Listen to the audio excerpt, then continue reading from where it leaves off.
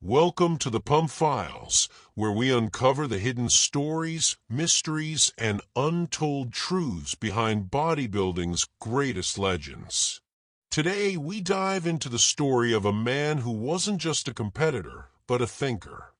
A man who revolutionized training, shocked the bodybuilding world with a perfect score, and then walked away from competition forever after one of the most controversial nights in Mr. Olympia history.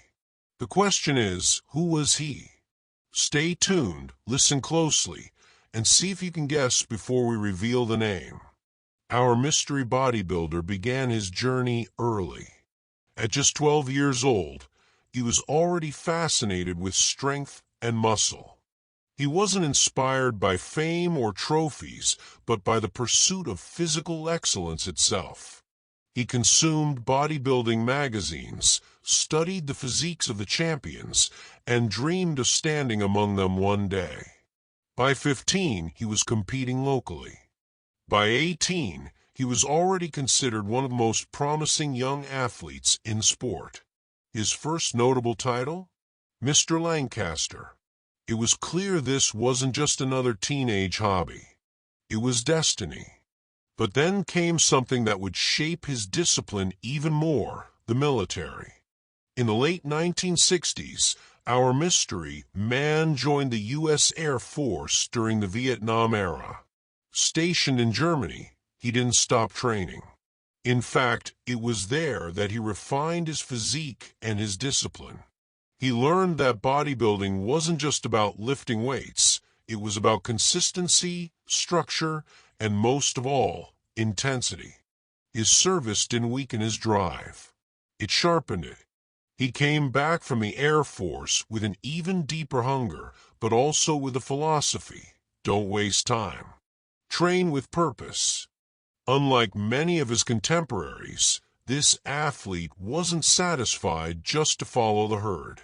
He began questioning the endless hours of high-volume training that dominated the bodybuilding scene.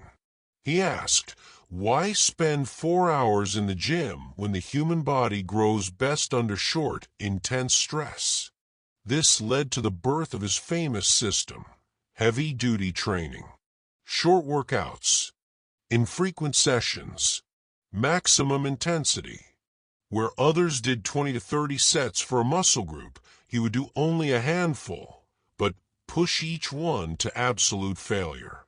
He believed in efficiency and science over brute repetition, and the results spoke for themselves. In 1979, at the Mr. Olympia, the bodybuilding world witnessed history. Our mystery bodybuilder stepped on stage in the best condition of his life. Broad shoulders, massive arms, thick chest, and razor-sharp conditioning. The judges didn't just like what they saw. They gave him a perfect score. That's right. He became the first man to earn a perfect 300 in Olympia history in the heavyweight division. The crowd knew it. The magazines reported it. This was the man who could carry the sport into the next decade. But destiny had another twist in store. Sydney, Australia. The year was 1980. The Olympia stage was set for another great showdown. But no one expected what was about to happen. Arnold Schwarzenegger, the 7-time Mr. Olympia, who had retired years earlier, suddenly announced his return, just weeks before the contest. The competitors were shocked. Fans were electrified. But behind the curtain, tension.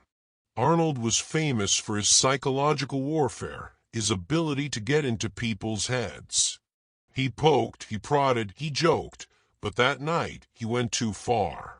Backstage, Arnold's words ignited a fire. Our mystery man wasn't having it. He confronted Arnold head-on. Voices were raised. Insults flew. And for a moment, it almost turned physical. Fellow competitors had to pull them apart. The atmosphere wasn't just tense, it was explosive. Then came the judging. Arnold, though far from his best condition, was awarded the title. Many in the crowd booed. Competitors were furious. Magazines later called it one of the greatest controversies in bodybuilding history. Our mystery bodybuilder placed fifth, a decision that was met with disbelief by fans and insiders alike. To him, it wasn't just a loss. It was betrayal. That night was the breaking point. He realized bodybuilding was no longer a fair test of physique and discipline. It was politics. It was favoritism. So he made a decision. He would never compete again. In the prime of his career, after a perfect score, after standing on the brink of becoming Mr. Olympia, he walked away from competition forever. But he didn't disappear. Instead, he became a teacher, a mentor, and an author.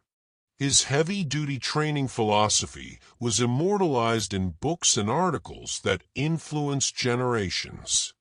Even today, natural bodybuilders and fitness enthusiasts look back to his principles as more realistic and sustainable than the marathon workouts promoted by others. He became known not only as a bodybuilder, but as a philosopher of the sport. He asked deeper questions about efficiency, about truth, about life itself. His legacy wasn't just his physique, it was his mind. He passed away in 2001 at only 49 years old. Gone too soon, but his impact endures. Bodybuilders still debate his training style. Fans still talk about the 1980 Olympia. And students of the Iron still read his words for guidance. So who is this man? He was Mike Mentzer, the bodybuilder who earned a perfect score. The thinker who created heavy duty. The man who nearly fought Arnold Schwarzenegger backstage. And the icon who walked away from competition rather than compromise his principles. This has been the Pump Files. If you guessed Mike Mentzer, congratulations, you cracked the mystery. Don't forget to subscribe, share your thoughts in the comments, and stay tuned for more stories, more mysteries, and more legends of the Iron Game. Because here on the Pump Files, every bodybuilder has a story, and every story has a mystery.